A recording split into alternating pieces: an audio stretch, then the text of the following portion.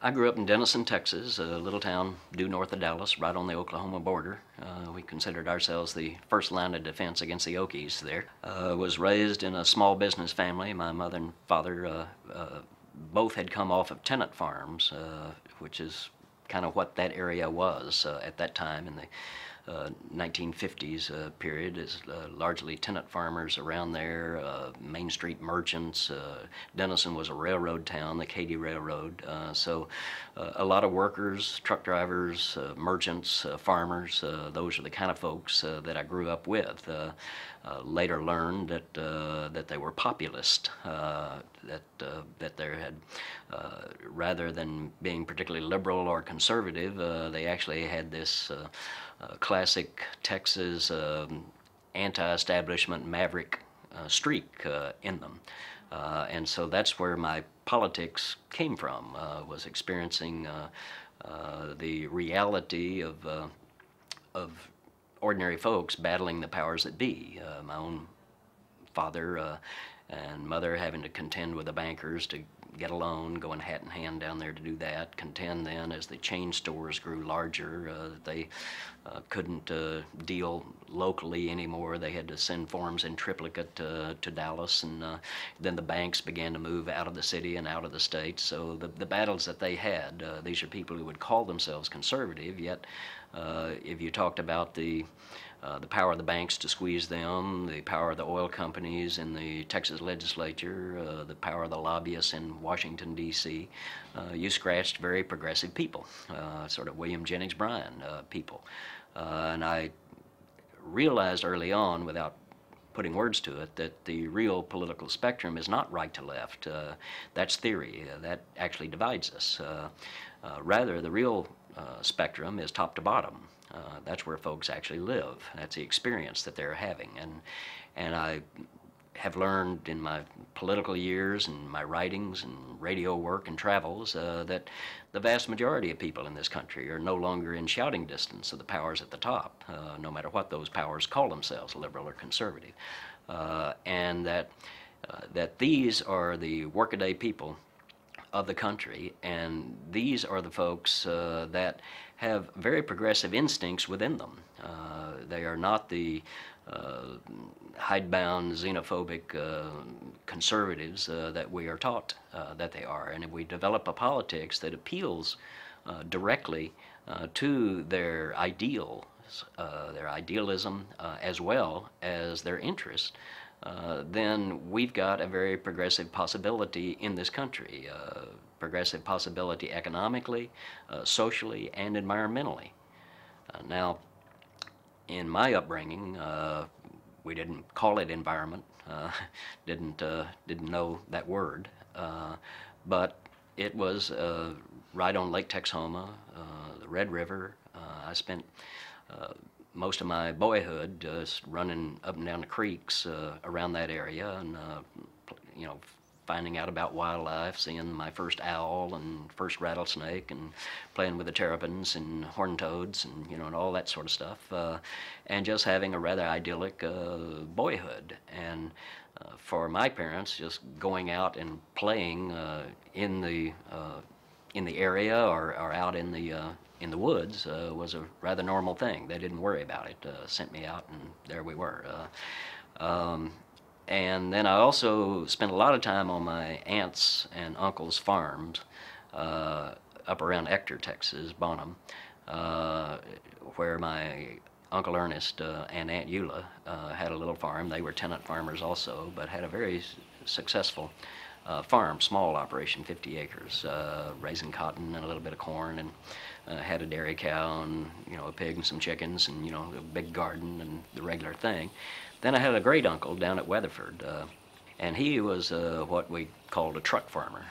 Basically raised a little bit of watermelon and chickens and veggies and stuff, and would go into the farmers market in Weatherford, Texas, my Uncle Ben Fletcher, and sell there. And it was a delight for me as a child. This farmers market was just a phenomena. It was so bright and so colorful, and the smells were so good, and the people were so happy.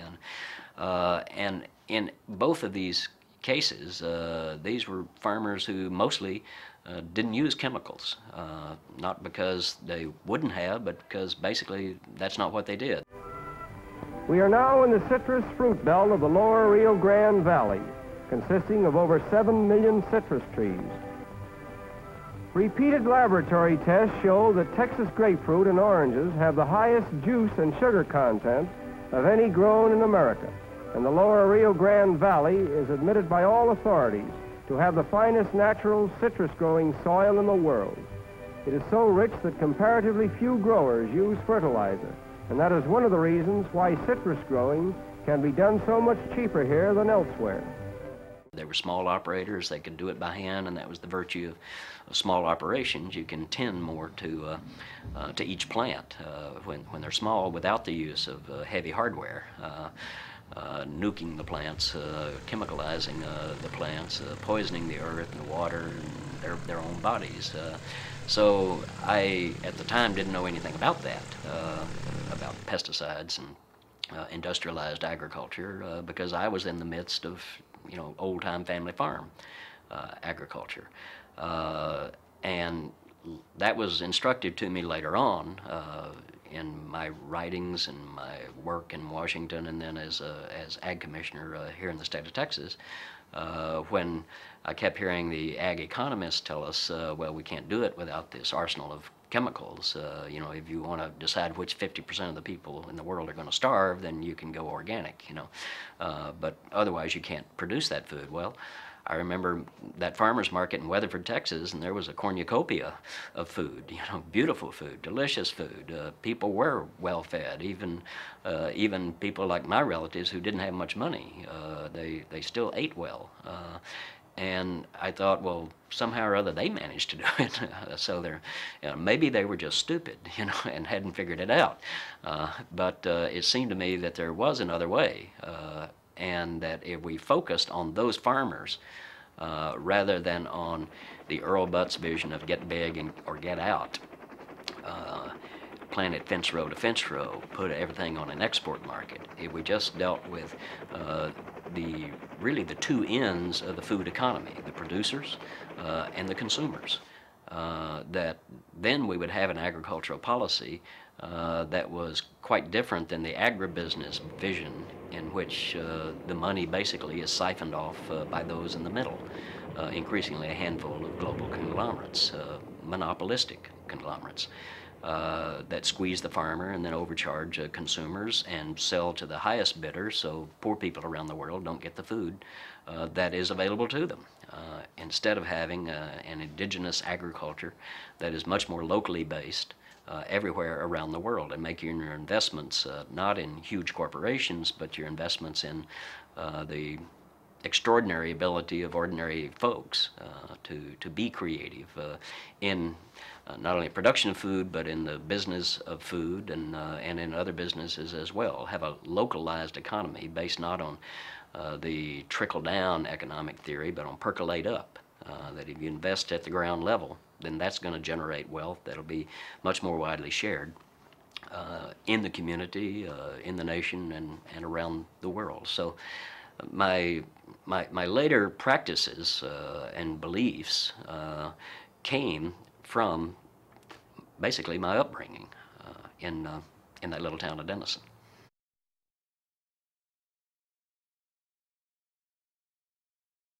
Well, initially I went to Washington to be a law student, and lasted a week and a half in law school, and decided that was not going to be my career. But had a part-time job at the Library of Congress in the Congressional Research Service, and so learned to do research, which was extraordinary opportunity. I was very lucky to stumble into that, and to be helped by the people there to learn how to dig into what was going on. And by then, I had been to college, graduated from what is now University of North Texas, and had there discovered that what my beliefs were not anything new, but were a continuation of the populist movement that actually began just west of where we're sitting, out in Lampasas, Texas. 4 farmers sitting around a kitchen table in the late 1860s, deciding that they were going broke and that they had to do something, that the railroads and banks were ripping them off, the prices of their commodities were dirt cheap, and the cost of what they were having to buy to produce those commodities continued to go up, and they were being squeezed out of business, and that neither political party was doing anything about it, and they had to do something for themselves. So around that kitchen table sprang a movement that was the most successful grassroots people's movement in our country. Literally changed the politics of both political parties before they were through. It was a movement that had its own cooperatives, financed farmers, and provided needs for farmers. It was tied into the cities. It was the first, they created their own political party, the People's Party, and they were the first party to advocate women's suffrage, the first to advocate wage and hour laws for labor, the first to advocate direct election of senators rather than the legislatures choosing the senators, which they used to do. So they had a very progressive, very broad agenda. And they never won a presidency, but they won governorships. They elected majorities of state legislatures. They changed the politics of this country, both political parties, through their efforts. So again, my point being that it's a small group of people can make huge changes in our society, but you've got to have a long-term strategy to it. Too often today, our progressive side wants to focus on the next presidential election rather than who's going to be elected state rep, who's going to be the county commissioner. These are offices we can win, and the offices that are then the building blocks for a real political movement that can actually elect a progressive president 8 years, 12 years, 16 years down the road. But that kind of strategic outlook is what's got to be developed, and what the populists showed us is that it never comes from top down. You've really got to build your base and have that be the source of the power within your movement, no matter what you want to do, whether you want to deal with environmental issues, you want to deal with the demise of the family farm, you want to cope with runaway corporations, unbridled corporate power, etc. All of that still has got to be grounded in a grassroots movement. Too many progressives, too many environmentalists think, oh well, the people are very conservative and they're corporate minded and they're not going to go along with us. So we keep trying to fool the people or sneak around them or something. When in fact, if you go to them, you're going to have just a wealth of support. I believe, for example, that there is an environmental majority in this country. They don't call themselves that, but this is a majority that is made up as much of people who are members of Sam's Club as they are Sierra Club members. They are the folks who may know more about the PTA than the EPA, but they do know when they're being poisoned. They do know when their children are endangered. And when they sense that, this is a very volatile environmental movement that springs spontaneously out of these people.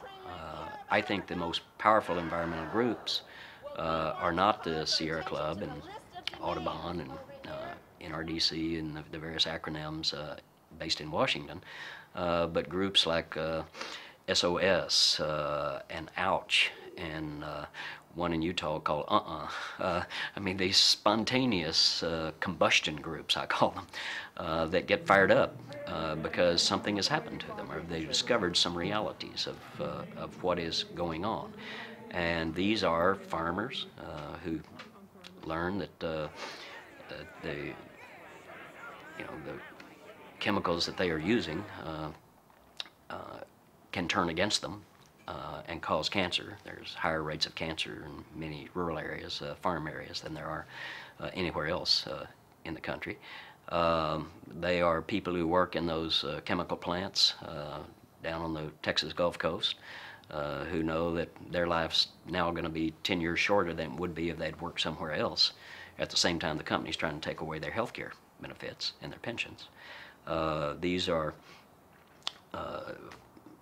middle-class suburbanites who live way out in the far-out suburbs up against the cotton fields who know that notice that the rosebush died this year about the same time that the neighbor's cat died last year, and wondering if that has something to do with the rash that the kids are getting, and etc. These are very powerful environmental political forces within our country that needs to, I think, be the basis of our environmental movement, because that's the majority. And these people don't want mealy-mouthed, don't rock the boat, get what you can compromises in legislation in Washington, the way just about both political parties play the environmental issue up there. Rather, they want their water to be clean. They want their air to be clean. They want their food to be clean, period.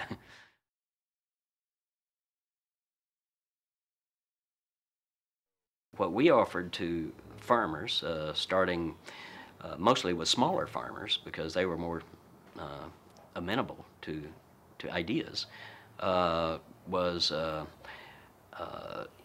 information, instruction on sustainable practices, markets. We would help them get in the door of places they could not now even talk to the buyers of, from major supermarkets like Kroger, which was one of our first successes, to farmers markets selling directly to consumers, to the international market. And you got to remember that organic is not, people say organic, well that's just, you don't use chemicals. Well, that's the least of it. You don't use chemicals, but what you do is build your soil. And modern agriculture, agribusiness, has gotten away from the notion that culture is the important side of that. And the soil is a culture, it's alive.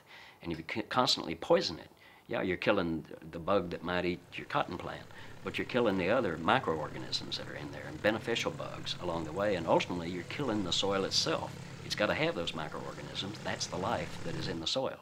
And so organic means slowly building that soil back up so that it's got a productive capacity again. And we used a fellow out in West Texas, in Gaines County, way West Texas, and he was a sizable corn farmer and had 600 acres of corn and other commodities that he raised as well. And he came to us because he had been farming the conventional way, graduated out of Texas Tech, went back, took over the family farm, began to apply the chemicals and et cetera. And this was in the mid 1980s, early to mid, and that was a farm crisis time. Still is. The TV cameras don't cover it today, but the farm crisis is still there. Back then they were covering it. So we had tractorcades and farmers going broke, and he was penciling it out at his kitchen table and said, "I'm going broke," you know. And then he felt bad. Said, you know, my daddy survived the drought of the 1950s on this farm. My granddaddy survived the Depression, and I'm going to lose the farm, you know. So that's a very personal and hard thing for family to absorb. So he began to kind of fidget around and figure, you know, well, what else can I do? You know, what could I be doing? And he came across some material on sustainable agriculture practices. And like farmers do, they experiment all the time. They're in their kitchen or out in their shed. They're trying to figure this or that out, you know, and it may be a new tool. It might be a new way of plowing. They listen to other farmers, and they look for an edge. Even in the good times, they're looking for an edge. Well, these were bad times. And so he began to call people around the country. Well, what's this stuff, you know, and can that really work? And then what he ultimately did was to begin to, he quit the chemicals. They were costing him a bundle. It's extraordinarily costly to buy the chemicals and then to apply them. And he decided he was going to quit it, and he was going to raise corn organically. And he went and got some of that manure that's piled up out there in the feedlots. You know, there's so much manure that they can't know what to do with it. So he began to take it and plow it into his soil.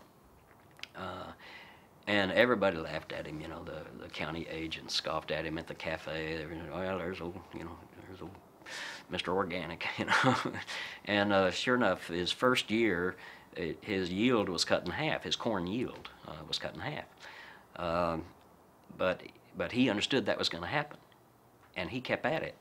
And in the second year, his yield was only a fourth less than it had been. And then the third year, his yield was 25% higher than it had been before. And it was costing him way less money, and he was getting a premium price, an organic price, on the corn. So he turned his farm around in a 3-year period. Now what was going on there was the soil was building up. The soil had to gain tilth, the essence of which is to sustain the plant, so you got strong plants. It's got the microorganisms and nutrients in there, so the plant itself is absorbing more nutrients, so you got a better product, more fruit, and then so the culture side of agriculture begins to take over, and we forget that we've forgotten that lesson that my Uncle Ben Fletcher knew. I think that agriculture is the art and science of cooperating with nature, not of overwhelming nature.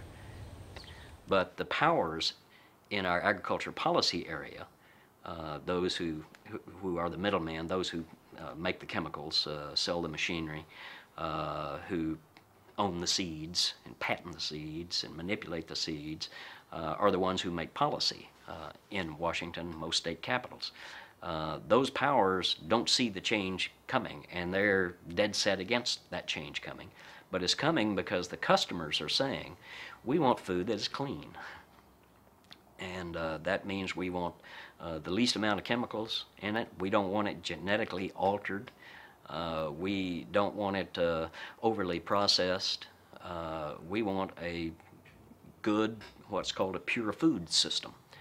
And by customers, I mean Republicans living in North Dallas. This is what they want, because they don't want putting poison in their babies' mouths.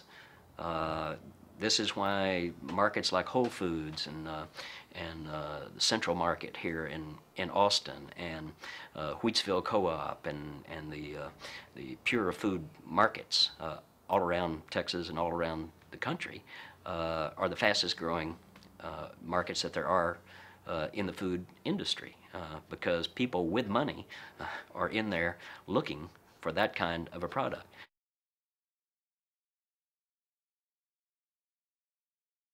Texas is a state that is awash in chemicals. We're the #1 pesticide user, and we are also the #1 chemical producer, pesticide manufacturers. And there is a lot of money riding on all of that. A lot of banks invested in it, a lot of corporate investors into the status quo. Which, as one farmer told me, status quo is Latin for the mess we're in. And so as Ag Commissioner, I was the chief pesticide regulator of the state. And so we did put forth some new pesticide standards. So we became, an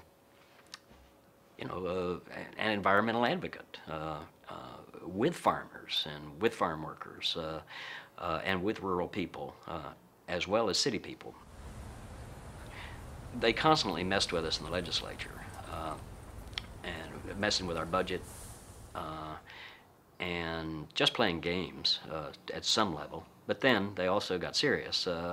Bill Clements was governor at this time. He was a Republican. And so two proposals came forth in that session of the legislature, which I think would have been like 87. Anyway, one was to remove the pesticide making authority from my office and put it into the Water Commission, a safer harbor for the chemical boys. And then the second was to make my office appointed rather than elected. The governor would appoint them. So that was a very tough legislative session because we basically had to spend 5 months battling this beast. But we did it by going back to my populist instincts, and that is that you don't fight these battles inside because we lose there. They've got the money, they've got the connections, the buddy system, and etc. But going to the outside, going to the countryside, and saying, here's what they're proposing. Is that what you want? And a quick example, they held their opening hearing in the House of Representatives on both of these pieces of legislation in an unfriendly committee. And in fact, Rick Perry, who's now the governor, was the chair of this committee. And he was completely in the pocket of what was then called the Texas Chemical Council. And so they were really going to nail me.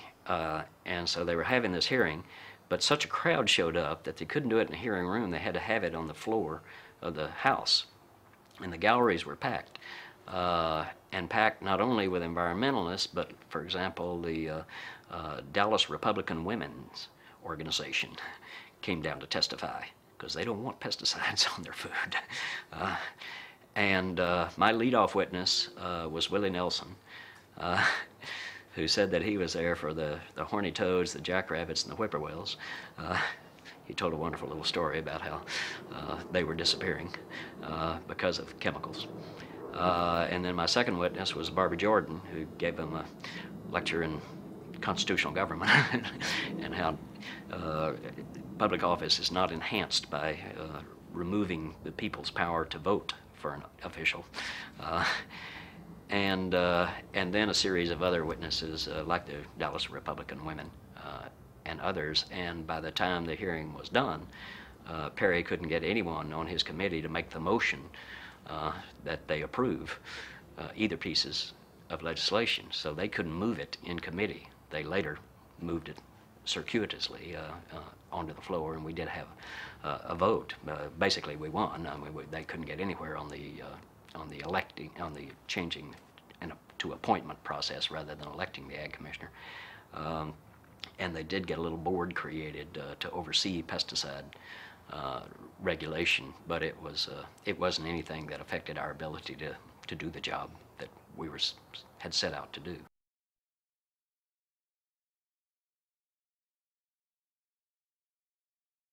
This is not about parts per billion. It is not about another regulation on pesticide residue. It's about power. Who has power?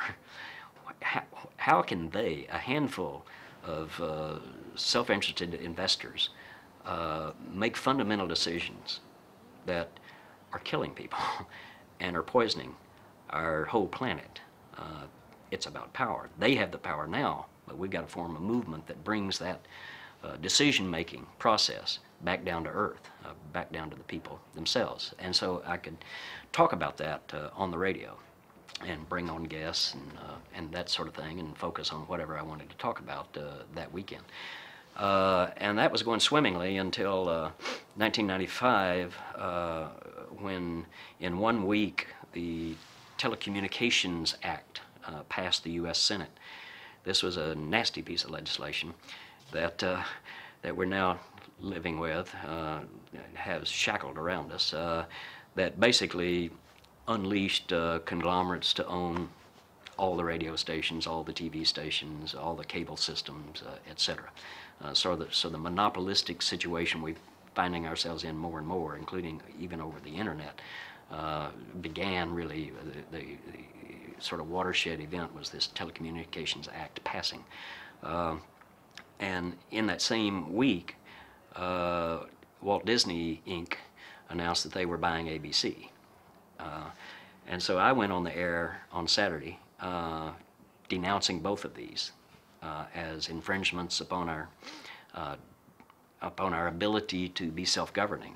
Our democratic possibilities were shrunk if conglomerates own the media, and then the Senate the Congress will allow a handful of conglomerates to own all of the media. Then it means that a diversity of voices is not going to be heard. And I had a little Mickey Mouse character on the air with me, and aloud is how I now work for a rodent. so we had a little fun with it that day, but Disney was not all that amused. And 6 weeks later, I was off the air.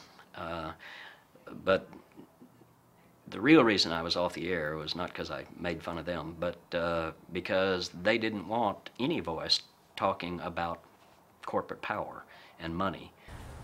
Well, what's at work is that the individual corporate executive may be the biggest sweetheart that there is in town, but that corporate executive has a mandate, an imperative to set even their own interests and their own family interests aside. Yes, they're going to end up eating the genetically altered food and the poisoned food themselves. They're breathing bad air along with the rest of us. But what they do at their day job is dictated not by environmental values or democratic values, but by the bottom line of the profits and the stock price of their corporation. And if they don't show a big return on investment, an increase in stock price every quarter, not every year, every quarter, they're going to be displaced. They're going to lose their job. And to make those numbers look good, as we've now learned from Enron and Global Crossing and Anderson Consulting and others, the shortcuts have got to be taken. And so we have the Walmartization of our workplace, in which Walmart, now the largest corporation in the world, it surpassed ExxonMobil, the largest employer in the world. It's 3 times more employees than General Motors. Walmart has one mantra, and that is get the cost down. And that means paying the cheapest possible wage that they can here at home, to their associates. They don't even call them employees. They don't want them thinking like workers, to their associates. So Walmart employees are very poorly paid, and the workplace is something of a beast. It's one of the most fined corporations in our country for everything from environmental laws to worker rights laws, disability laws, etc. But they also outsource as much as possible to third world hellholes, sweatshops. Walmart is the biggest buyer of goods from China. And not only is it the biggest buyer, but it has 65,000 suppliers, companies that make the stuff that's sold in Walmart. Walmart requires many of them to open their books to them, so they can go over the books and say, you could cut your cost here and give us a cheaper price. And cutting costs means you also need to go to China to make your stuff. So there's this huge pressure in our economy on the corporate executive to make these returns, and those returns are based on getting costs down, as though that's the only value. Price equals value in their minds. And the result is we have a downsizing of the middle class and the middle class possibility in this country and elsewhere throughout the world. And we have corporate executives willing to make the shortcuts on environmental regulations in order to keep that stock price high, keep costs down, and keep the big investors and the Wall Street analysts happy.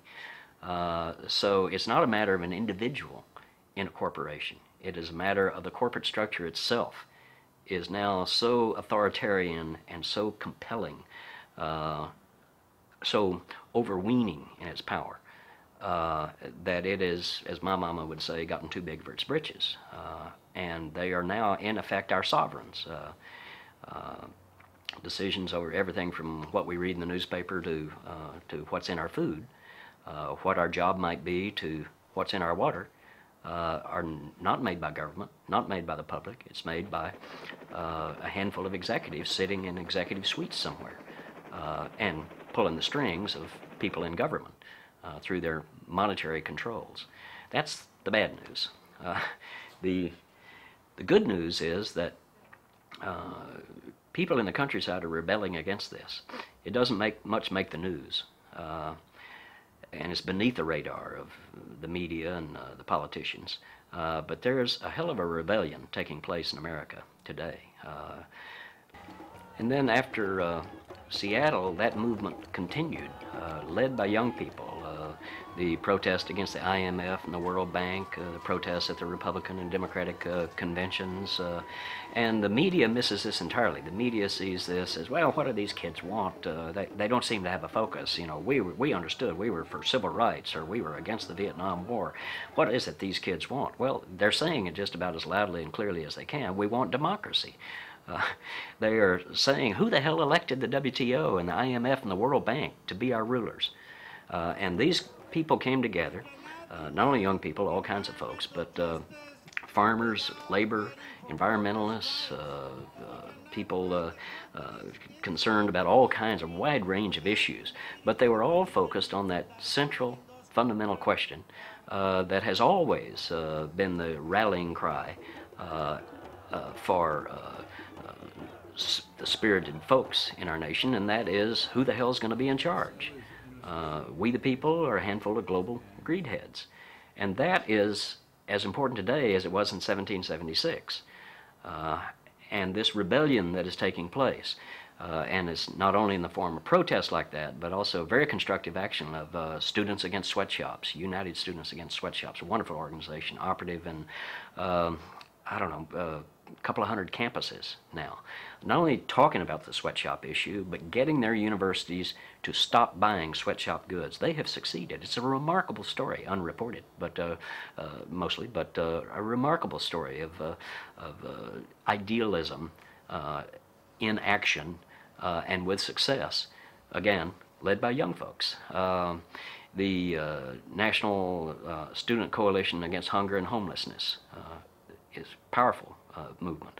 The E-Conference that is held annually, the environmental groups on campuses, I've spoken to it a couple of times. Powerful, powerful group, very dedicated people. All of these are different groups, but all have this same mission and this same basic question of who has the power. And the answer, of course, now is they have the power. But they're asking the most radical question that can be asked: why? Why do they have the power, and why don't we have the power? And that is a very promising progressive force in our country and around the world. So I take a very optimistic view about where we're headed in this country and around the world, because the people themselves are in motion.